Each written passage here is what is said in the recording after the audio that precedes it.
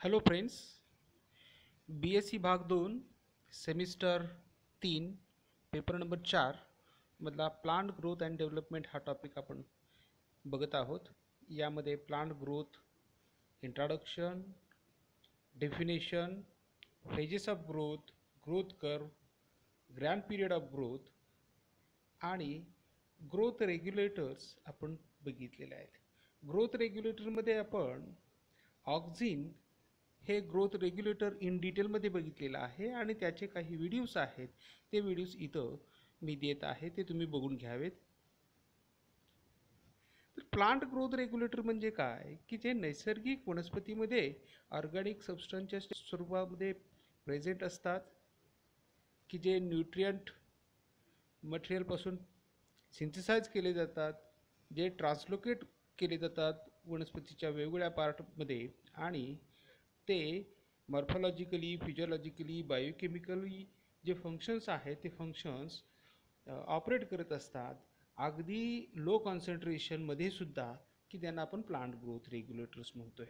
A natural occurring organic substances other than the nutrient synthesized in a certain part of a plant and translocate to the site where it evokes the specific morphological, physiological and biochemical responses even in low concentration is called as plant growth regulators. So plant growth regulator perform very important role in a growth and development of a plant.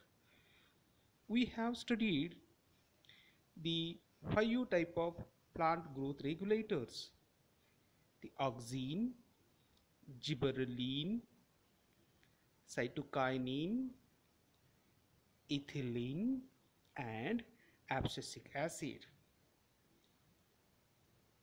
So now in this lecture we will learn the gibberellic acid is also called as gibberellin. So for this purpose you all are welcome in my channel College Botany, and you are learning the gibberellin with Yuvraj.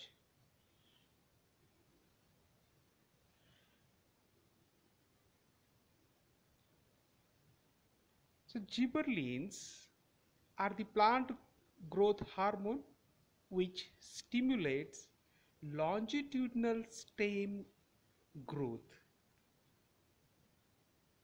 It is present in meristematic cell and it is very necessary for stem elongation. The discovery of gibberellin. Gibberellins were discovered in 1926 by Japanese scientist Kurosawa. He discovered the gibberellin in rice disease called as Buckney or foolish seedling disease. It is caused by fungi Gibberella fujikori. आता हा बकने foolish seedling disease काय आहे, तर हा rice प्लांटमध्ये आढळतो. Normally राईसची जी growth असते त्या ग्रोथपेक्षा काही प्लांट्स, काही राईस हे जास्त वाढ दाखवतात, त्यांची उंची वाढली जाते, त्याला म्हणतो आपण फुलिश सीडलिंग. आणि हा जे फुलिश सीडलिंग आहे, वाढलेली जी ग्रोथ आहे, ही कुणामुळे होते तर जिब्रेला फुजिकोरा ह्या फंजायचं इन्फेक्शन झाल्यामुळे. या प्लांटमध्ये फूट रॉट हा दिसतो आणि मग फूट रॉट झाल्यामुळं हे जे राईस प्लांट जे आहे ते क्रॉप फील्डमध्ये खाली पडतं आणि त्याला आपण म्हणतो बकने डिसीज. आता बकने डिसीज म्हणजे काय की मराठीमध्ये ह्याला झेंडा डिसीज असंही म्हटलं जातं, की तुरा जो आहे तो तुरा खूप वाढतो आणि त्यामुळे तो झेंड्यासारखा फरकतो, म्हणून त्याला झेंडा डिसीज किंवा बकने फुलिश सीडलिंग डिसीज म्हणतात. म्हणजे फुलिश लोकांसारखा तो वाढत असतो असा, म्हणून त्याला फुलिश सीडलिंग डिसीज म्हणतात. The bakanae disease caused by the chemical secreted by the fungi was firstly discovered by the scientist Sword in 1912. आता याबुता आणि हयाशी यांनी काय केलं की जिब्रेल्ला फुजिकुराच्या कल्चर मीडियामधून याचं क्रिस्टलाइन फॉर्ममध्ये आयसोलेशन केलं जिबरलिन्स. सायंटिस्ट ब्रेननी तो जिब्रेल्ला फुजिकुरामधूनच काढला बाजूला, पण त्याचं केमिकल कॅरेक्टरायझेशन करून केमिकल स्ट्रक्चर त्याचं शोधलं, त्याचा प्युअर फॉर्म त्यांनी आयसोलेट केला. त्याचबरोबर हे आहे याचं chemical structure.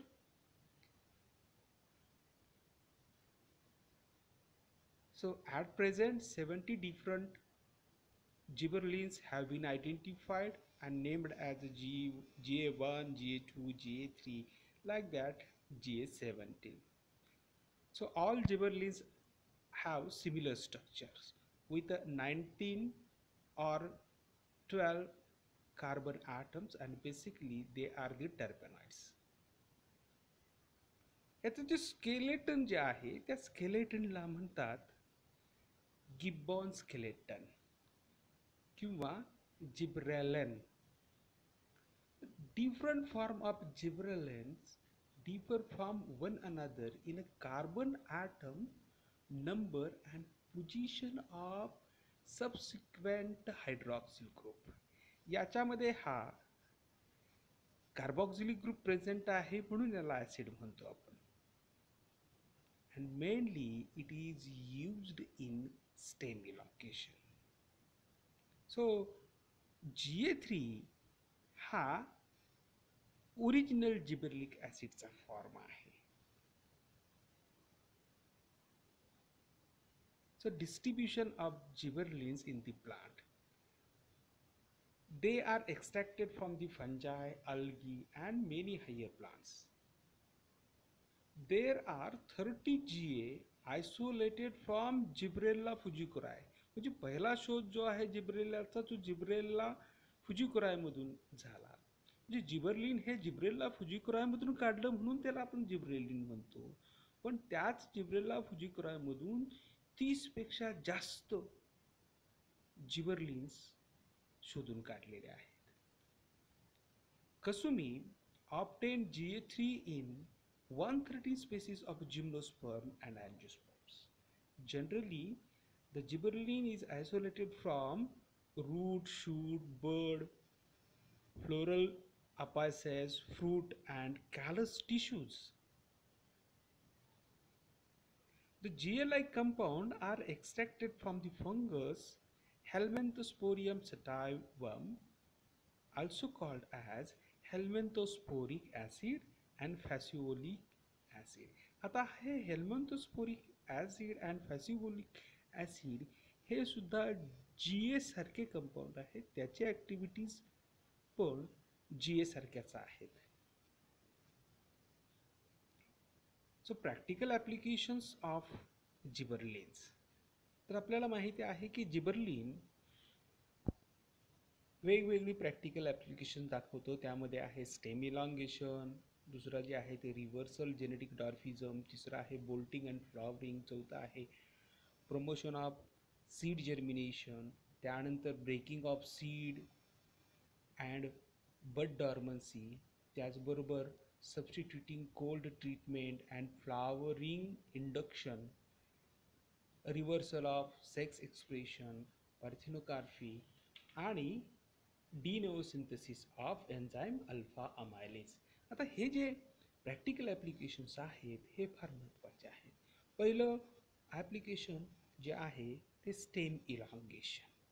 So gibberellin stimulate the extensive stem and leaf elongation. आता याचं प्रॅक्टिकल ॲप्लिकेशन काय आहे? तर आपण क्रॉप फील्डमध्ये जर GAची फवारणी जर केली तर शुगर केनमध्ये आपल्याला बघायला मिळतं अशा पद्धतीनं स्टेम इलॉंगेशन झालेलं बघायला मिळतं. त्याची वाढ खूप मोठ्या प्रमाणात झपाट्यानं होत असते. तर इथं सीडलिंग ऑफ टोमॅटो, रेडिश याच्यामध्येही आपण जी एची ट्रीटमेंट देत असतो आणि फार्मर्स जनरली हे जी ए वापरतच असतात. So GA can be applied to the sugarcane seed for a stem elongation, which will increase the yield and sugar percentage. Thus, the farmers can be obtain more yield from the crop. Next, practical application is reversal of dwarfism. म्हणजे डार्प व्हरायटीचं, कमी उंचीच्या व्हरायटीचं conversion आपण dominant व्हरायटीमध्ये करू शकतो. आता हे फक्त जी एच्या सहाय्याने होऊ शकतं. तर आपल्याला माहिती आहे की जेनेटिकली काही व्हरायटीज डार्प असतात, पण त्याचे प्रोडक्ट जे आहे ते प्रोडक्टची क्वालिटी चांगली असते, प्रोडक्ट यील्ड जास्त असतो. म्हणजे शुगर बीटमध्ये किंवा डार्क पी प्लांटमध्ये, कॉर्न व्हरायटीमध्ये डार्प जरी असल्या तरी त्यांची क्वालिटी जी आहे ती मार्केट व्हॅल्यू जी असते ती जास्त असते. म्हणून त्यांचं कन्वर्जन आपण लॉंग व्हरायटीमध्ये जी एच्या सहाय्यानं करू शकतो.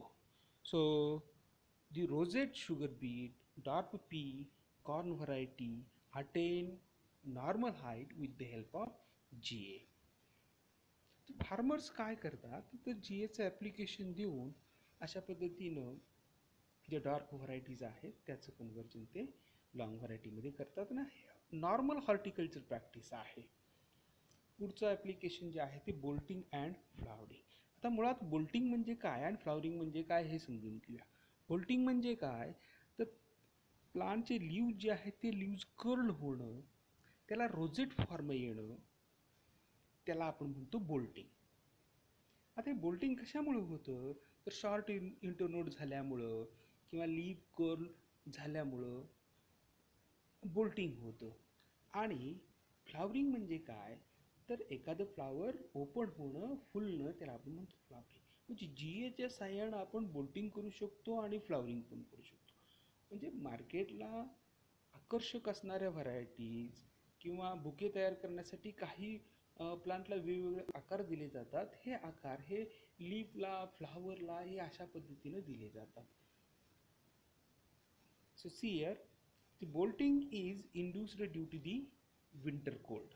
कोल्ड कंडिशनमध्ये झाडाची पानं जी आहेत त्याची बोल्ट होतात, ते कर्लिंग होतात आणि त्याच्यामुळं रोजेट फॉर्म येतो लीव्जला. So many biennials or the annual plant form the rosette of leaves due to the stem with the short internode during the first season of the growth. So during the next year, they develop long shoot with elongated internode on which the flower produced. So GA treatment induced the bolting and flowering in certain plants like a hyocymus under a non-inductive short day period. म्हणजे bolting जरी झालं, leaf curly जरी झाली तर पुढल्या सायकलमध्ये त्या प्लांटला flowering येऊ शकतं आणि म्हणून जी ए वापरलं जातं. पुढचं जे ॲप्लिकेशन आहे ते प्रमोशन ऑफ सीड जर्मिनेशन. आपल्याला माहिती आहे की काही प्लांट्स मधले सीड्स जर्मिनेट होत नाही आहेत, या कंडिशनला आपण डॉर्मन्सी म्हणतो. आता ही डॉर्मन्सी ब्रेक करण्याचं काम जी ए करतं. आता जी ए काय करतं तर जी ए त्यामधलं फूड मटेरियल जे आहे ते हायड्रोलाइज करतं आणि त्याचं ट्रान्सलोकेशन ते एम्ब्रिओकडे करतं आणि त्याच्यामुळं एम्ब्रिओ जो आहे तो एम्ब्रिओ जर्मिनेट होतो. So in a certain seed fail to germinate remains dormant unless subject to low temperature or a red light treatment. So here the GA hydrolyzed and transport the food toward the embryo leading to the germination. Next application, breaking of dormancy in the bud. आपल्याला seed dormancy माहित आहे. Unable to germinate the seed called as a seed dormancy. पण bud dormancy की ज्याच्यामध्ये bud unable to proliferate याला आपण म्हणतो bud dormancy. So gibberellin overcome the dormancy in the bud of many evergreen deciduous trees shrubs. The bud dormancy in the winter can be broken by external application of GA. The GA can break dormancy in potato tuber also. So here breaking of winter bud dormancy is the main function of a GA. Next practical application, substituting cold treatment and flowering induction. म्हणजे आपण cold treatment द्यायच्या ऐवजी जीएची treatment दिली तरी आपल्याला flowering प्लांटमध्ये आलेलं बघायला मिळतं. म्हणजे नॉर्मली आपल्याला माहीत आहे की विंटर व्हरायटी ज्या आहेत त्या विंटर व्हरायटीला कोल्ड ट्रीटमेंटची आवश्यकता असते विंटर सीझनमध्ये.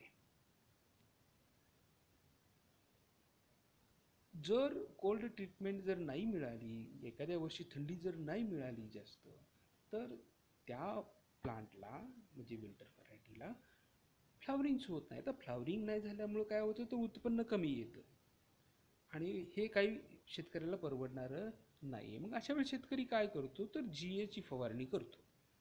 जे रेडिश असेल, झॅन्थियम प्लांट्स असतील, या प्लांटवर तो काय करतो, जीएची फवारणी करतो की ज्याच्यामुळं फ्लावरिंग येईल आणि फ्लावरिंगमुळे उत्पन्न वाढेल. So normally winter variety require low temperature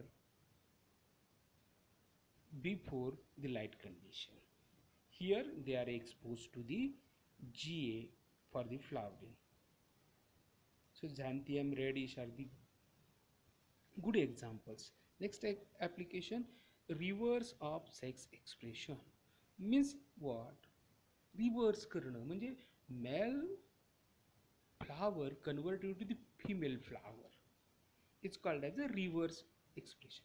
आता मेल फ्लावर फिमेल फ्लावरमध्ये का कन्वर्ट करायचं, तर आपल्याला माहीत आहे की फिमेल फ्लावर जे आहे ते फिमेल फ्लावरिंगमध्ये ओव्हरी असते आणि फर्टिलाइज झाल्यानंतर या ओव्हरीपासून सीड तयार होतो की जो सीड म्हणजेच ग्रेन आपण म्हणतो, हा ग्रेन जो आहे तेच आपलं धान्य असतं. म्हणजे उत्पन्न वाढवायचं असेल तर ज्या प्लांटला फिमेल फ्लावर्स जास्त आहेत त्या प्लांटमध्ये उत्पन्न आपल्याला मोठ्या प्रमाणात झालेलं बघायला मिळतं. म्हणून मेल फ्लावरचं कन्वर्जन फिमेल फ्लावरमध्ये केलं जातं. So GA application can change the sex expression in some plants. The plants with unisexual flowers, these are treated with GA, increases the number of opposite sex flowers, for example female flowers. It is happen in a Cucumis sativa, cannabis, like a plants. So in a maize the female flowers get male flowers converted into the female flowers. Next application, parthenocarpy. आता आपल्याला पाठच झालेला आहे. ऑक्झिनमध्ये आपण parthenocarpy बघितलं आहे. Formation of seedless fruit without fertilisation is called as a parthenocarpy. So GA treatment also able to produce the parthenocarpic fruit. आता fruit हे मार्केटमध्ये उपलब्ध आहेत. आपल्याला खूप फ्रूट माहीत आहेत. त्यामध्ये वॉटरमेलॉन आहे आणि ॲग्रिकल्चरमध्ये हे अतिशय मोठा माइलस्टोन झालेला आहे. पोम्स आहेत, स्टोन फ्रूट्स आहेत, टोमॅटो आहेत, ग्रेप्स आहेत. ग्रेपमध्ये आपल्याला बऱ्याच व्हरायटी माहीत आहेत. थॉम्सन सीडलेस व्हरायटी आहे, सोनाका आहे, शरद सीडलेस आहे. यांची साईज बेटर आहे आणि ह्या व्हरायटी ज्या आहेत फ्रूटच्या अतिशय मार्केटमध्ये खूप मोठ्या प्रमाणात चालतात. त्याच्यामध्ये सीड्सच नाही आहे. So seedless fruit without fertilisation parthenocarpy कोणामुळे शक्य आहे, फक्त GAची ट्रीटमेंटमुळे. हे व्हरायटीज आपल्याला इथं बघायला मिळत आहेत. त्यानंतर डिनोओसिंथेसिस ऑफ एन्झाईम अल्फा अमायलेज. तर डिनोओसिंथेसिस म्हणजे काय, तर डिनोओ म्हणजे लॅबोरेटरीमध्ये. तर लॅबोरेटरीमध्ये आपण अल्फा अमायलेज तयार करू शकतो. जनरली आपल्याला माहीत आहे GA induces de novo synthesis of alpha amylase enzyme in aleurone layer of endosperm. म्हणजे GA काय करतं, तर अल्फा अमायलेज एन्झाईम तयार करतं ॲल्युरॉन लेअरमध्ये. आता हा ॲल्युरॉन लेअर कुठं असतो ते अगोदर बघूया. सो प्लीज, ॲल्युरॉन लेअर हा सीडमध्ये असतो की जिथं स्टार्च असतं, त्या स्टार्चचं कन्व्हर्जन सिंपल शुगरमध्ये केलं जातं आणि हे शुगर जे आहे ते शुगर एम्ब्रिओला दिली जाते की ज्याच्यामुळे एम्ब्रिओ जर्मिनेट होऊन नवीन प्लांट तयार होईल. आता प्रॅक्टिकल ॲप्लिकेशन काय आहे, तर GAची ट्रीटमेंट देऊन अल्फा अमायलेज ॲक्टिव्हिटी जी आहे ती ॲक्टिव्हिटी वाढवली जाते बार्लीच्या सीडमध्ये.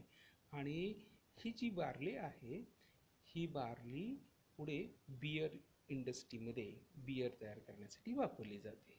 So the alpha amylase activity increased in the germinating barley seeds due to the GA treatment is widely used in the malt production in the beer industries. So these are the applications of practical applications of GA. 9 applications we have studied here. The first, stem elongation. Second, reversal of genetic dwarfism. Third, bolting and flowering. Fourth, promotion of seed germination. Next, breaking of dormancy in the bud. Next, substituting cold treatment and flowering induction. Next one, reversal of sex expression. Next, parthenocarpy. And last one, de novo synthesis of alpha amylase. So in the next lecture we will study the next hormone, that is a cytokinins. Thank you very much.